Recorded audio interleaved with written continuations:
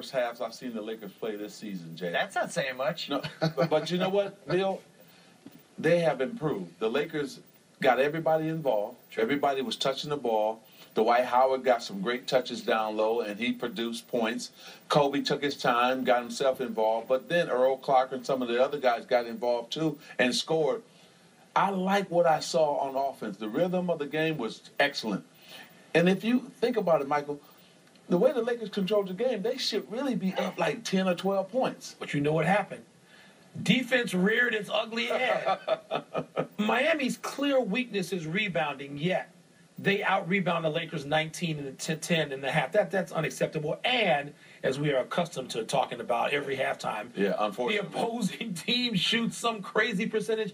In this case, 60% for Miami. Look, I know LeBron James has been playing great, but you can't continue. They did play well offensively, Magic. They moved the ball with all this, but defensively, they just destroy themselves. Okay, guys, time to take a look at our Sprint Unlimited highlights of the first half. Excitement personified. And anytime you have superstar power like LeBron James on the wing, 2 dribbles, powerful impact, boom, over the top, Bill Simmons. He's 4 for 4, headed for a triple-double. I think he made a bet with Dwayne Wade that he can make 80 of his next 100 shots. And he might. He actually might.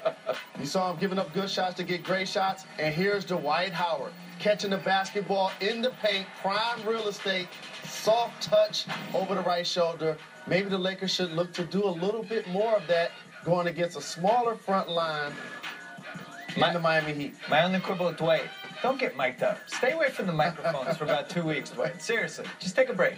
But you know what? To me, if they went into Dwight like that, and even more so, this team would even be better. And we saw that Dwight produced when he got the ball down low in position.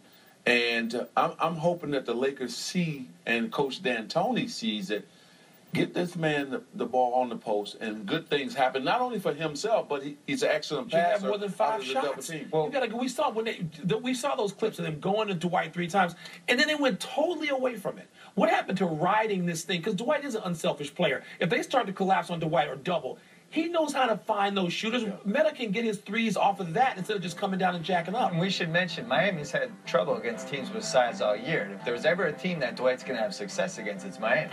Dwight here. I feel like it's Saturday morning and my mom is making me clean up the component set, the needle and the thimble. Real crescendo, you guys, was a little 4 tops after the break.